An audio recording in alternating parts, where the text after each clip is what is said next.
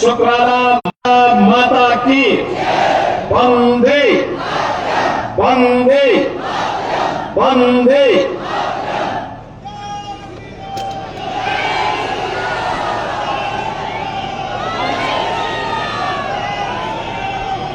केंद्रीय मंत्री और देश की प्रतिष्ठित उधमपुर लोकसभा सीट से भारतीय जनता पार्टी के प्रत्याशी डॉक्टर जितेंद्र सिंह जी, भारतीय जनता पार्टी के प्रदेश के अध्यक्ष श्री रविंद्र रैना जी, पूर्व deputy CM doctor Nirmal Singh ji, Bharatiya Janata party के प्रदेश संगठन महामंत्री श्री अशोक कौल जी, प्रदेश महासचिव डॉक्टर डीके मनाल जी, प्रदेश प्रवक्ता श्री राजीव जसरोटिया जी, सुनील सेठी जी, जिला प्रभारी मुनीश शर्मा जी, जिलाध्यक्ष गोपाल महाजन जी, भारतीय जनता पार्टी के सभी पदाधिकारीगण, कठुआ से आए हुए मेरे सभी उपस्थित बहनों और भाइयों, आज इस पावन धरा को जो हमारे सभी आराध्य देवों के साथ ही ऋषि मुनियों की साधना की पवित्र भूमि है, स्वतंत्रता संग्राम सेनानियों की भूमि है, एक भारत श्रेष्ठ भारत के लिए अपने आप को बलिदान करने वाले और हुतात्माओं की भूमि है, स्वर्गीय बलदेव सिंह जी की भूमि है। इस धरा को नमन करते हुए मैं आप सबका हृदय से अभिनंदन करता हूं। बहनों और भाइयों, कल से ही वासंतिक नवरात्रि प्रारंभ हुई है। जगत जननी मां भगवती की उपासना का पर्व हमारा यह सनातन समाज वर्ष में 2 बार आदिशक्ति मां भगवती की उपासना करता है। याद करिए, शक्ति सृजन का अवसर होता है और ये 9 दिन हम सब सनातन धर्मावलंबियों के लिए उसी शक्ति को अर्पित करने का एक अवसर है। मैं इस अवसर पर यहां की इन पवित्र स्थलों को माता त्रिपुर सुंदरी के पावन चरणों में, यहां के शुक्राला माता के श्री चरणों में और माता वैष्णो के इस धाम को कोटि कोटि नमन करता हूं। महान स्वतंत्रता संग्राम सेनानी और महान योद्धा जनरल जोरावर सिंह को भी उनकी स्मृतियों को नमन करता हूं। बहनों और भाइयों,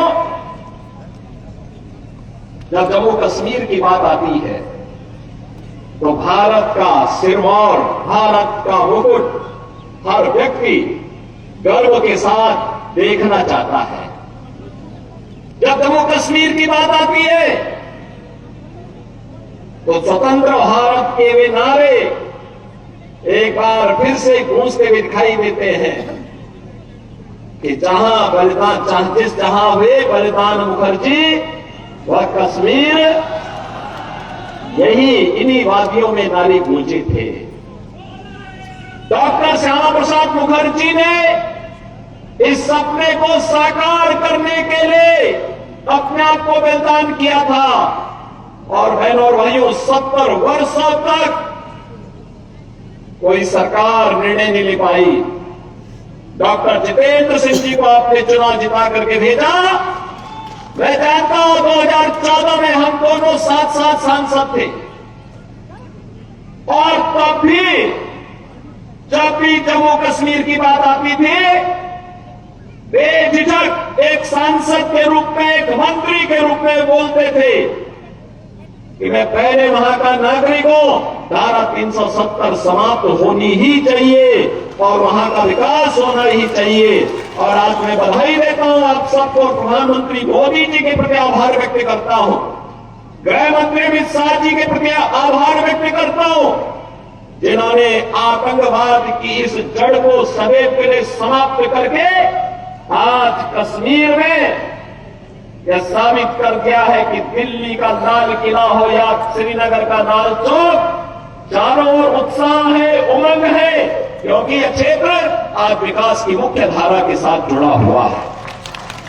बहनों और भाइयों, जो विकास है आज आप देख रहे होंगे, 4 लेन और 6 लेन की एक्सप्रेसवे, मेडिकल कॉलेजेस का संचालन, इंजीनियरिंग कॉलेज, यहां पर सिंचाई की सुविधा, हर घर नल की योजनाएं, ये सब हो ही रही है। लेकिन सबसे बड़ी बात ये, पूछिए इन लोगों से जो लोग इस देश के विभाजन के जिम्मेदार हैं, कांग्रेस से प्रश्न पूछा जाना चाहिए, आखिर हमारा हिंदुस्तान 1947 में आजाद हुआ, लेकिन कांग्रेस की सत्ता लिप्सा ने आजादी के एक दिन पहले देश का दुर्भाग्यपूर्ण विभाजन भी करवाया। और बहनों और भाइयों, स्वतंत्र भारत में हमने हमेशा अपना एक धर्म माना, और वह धर्म माना राष्ट्र धर्म। हम अपने राष्ट्र को सर्वोपरि मानते हैं। मेरी व्यक्तिगत कोई भी आस्था होगी, कोई भी उपासना विधि होगी, लेकिन अगर वह राष्ट्र के मार्ग में बाधक है, मैं इसको दरकिनार करके रखता हूं और पहले कहता हूं कि मेरा देश रहना चाहिए। मेरे देश की स्वतंत्रता, मेरे देश की संप्रभुता और इसकी अखंडता सर्वोपरि रखती है। और इसीलिए आज न केवल भारत एक ग्लोबल पावर के रूप में आगे बढ़ रहा है, अभी तो बहनों और भाइयों आप देख रहे होंगे, अन्य दिनों में तो आप छोड़िए, भारत सरकार के साइंस एंड टेक्नोलॉजी के मंत्री भी डॉक्टर जितेंद्र सिंह जी हैं, प्रधानमंत्री कार्यालय के मंत्री भी डॉक्टर जितेंद्र सिंह जी हैं। कोरोना कालखंड में पहली बार आपने देखा होगा, भारत के वैज्ञानिकों ने एक यानी दो ऐसे वैक्सीन दिए जो दुनिया के अंदर कोरोना जैसी महामारी की अचूक दवा है, अचूक दवा। आपने देखा होगा, सबसे प्रभावी वैक्सीन भारत ने दी, फ्री में वैक्सीन, फ्री में उपचार, फ्री में टेस्ट, 140 करोड़ भारतवासियों को भारत की सरकार ने प्रधानमंत्री मोदी जी के नेतृत्व में प्रदान किया। और बहनों और भाइयों, 4 वर्ष से फ्री में 80 करोड़ लोगों को राशन की सुविधा, और अगले 5 वर्ष तक राशन की सुविधा फिर से प्राप्त होने वाली है भारतवासियों को। आप सोचो, 140 करोड़ में से 80 करोड़ लोगों को 4 वर्ष से फ्री में राशन की सुविधा अगले 5 वर्ष तक मिलना है। और दूसरी तरफ 1947 में भारत से अलग हुआ पाकिस्तान भीख का कटोरा लेकर के दुनिया के अंदर भीख मांगता हुआ दिखाई दे रहा है।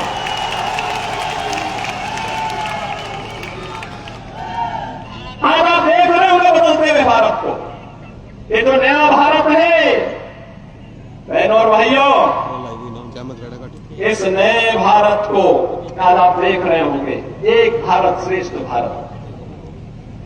इस भारत में भारत के 140 करोड़ लोगों का सम्मान भी है।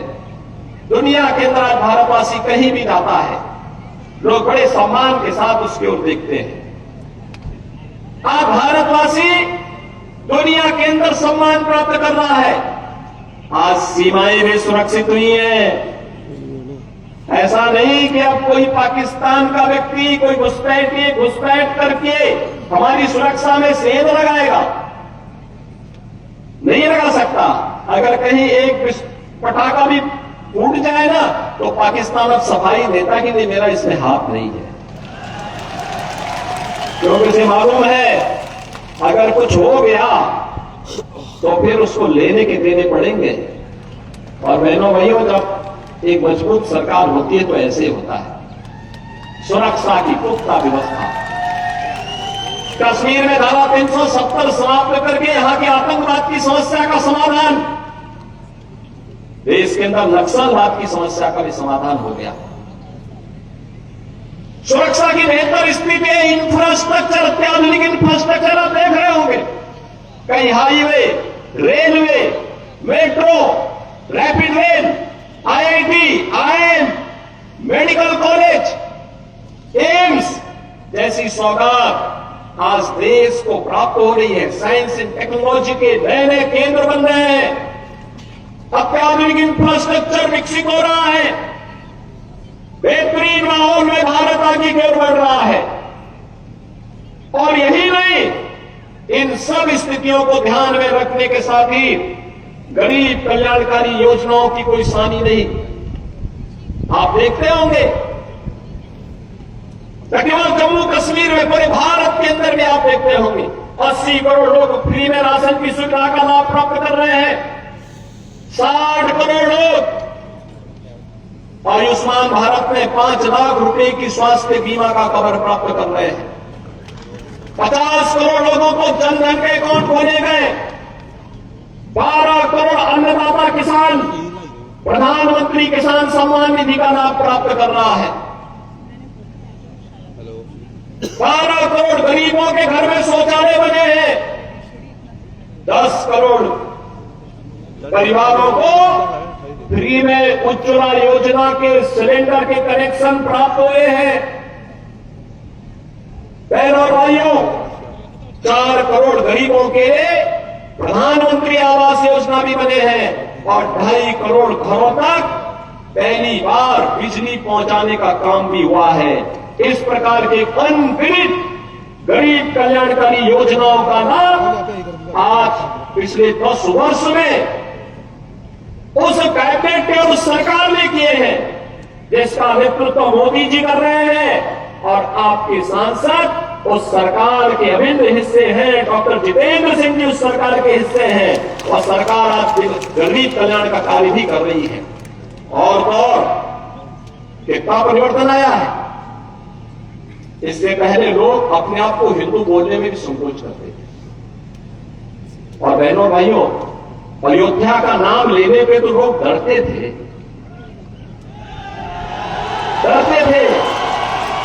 मुझे याद है जब मैं 2017 में उत्तर प्रदेश का मुख्यमंत्री बना तो मैं अयोध्या चला गया।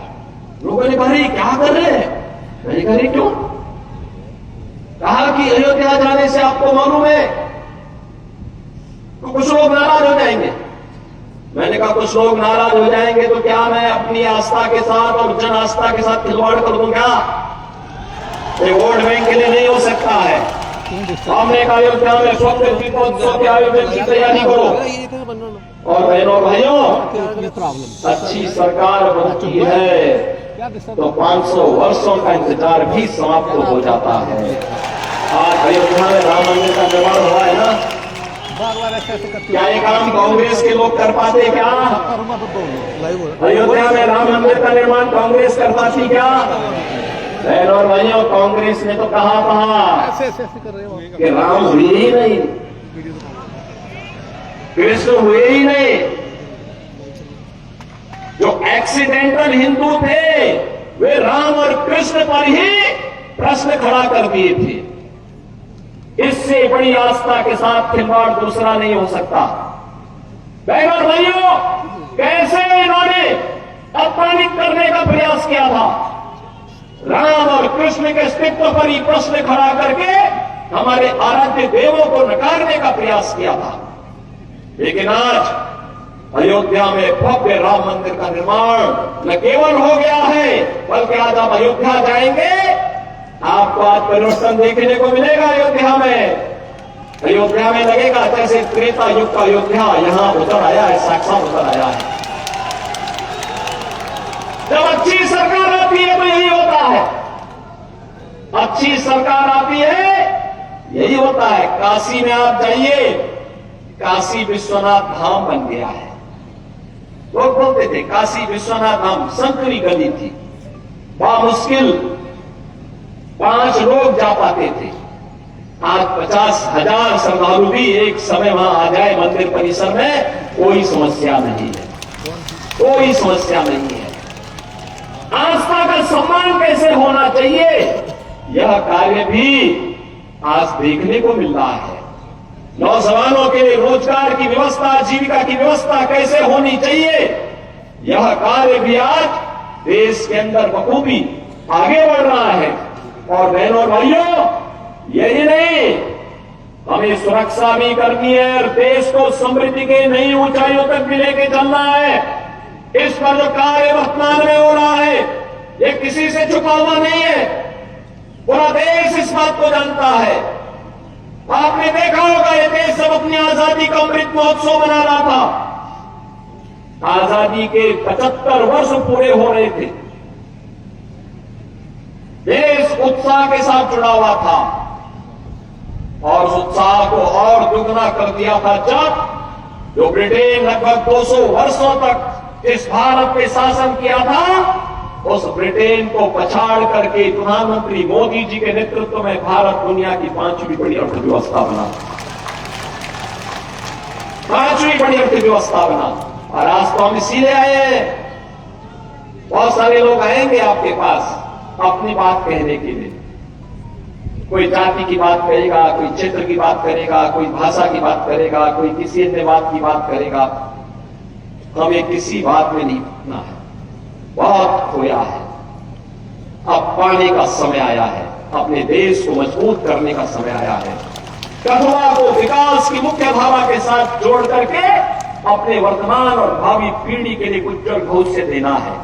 और इसके लिए आवश्यक है जो कार्य यहां पे पिछले 10 वर्ष के अंदर मैं सचमुच चौंका था जब मैं ऊपर से हेलीकॉप्टर से देख रहा था। यहां का विकास इस तरीके से कोई सोचता था, यहां भी एक्सप्रेसवे से जुड़ेगा, यहां भी मेडिकल कॉलेज बनेंगे, यहां पे प्रौद्योगिकी संस्थान बनेंगे, यहां पे कुछ अच्छे सेंटर स्थापित होंगे। जम्मू कश्मीर को तो लोगों ने लावारिस छोड़ दिया था, भगवान भरोसे छोड़ दिया था। देश को इन्होंने किस प्रकार का व्यवहार देश के साथ किया था। बहनों और भाइयों, कांग्रेसियों के व्यवहार पर कोई आश्चर्य नहीं, क्योंकि इन्होंने पूरे देश को अपनी बकौती समझ करके उसको, जब देश के ऊपर संकट आता था, ये लोग देश छोड़ करके भाग जाते थे। किसी भी समय में आपने देखा होगा, क्या डोडा का नरसंहार किसने नहीं देखा था। लेकिन बहनों और भाइयों, अब हमारे पास वक्त आया है, पिछले 10 वर्ष में जो कार्य किया है उसके परिणाम को हमें और बेहतर तरीके से सामने लेकर के आना है। और इसके लिए तीसरी बार मोदी जी ने आपसे कार्यकाल मांगा है।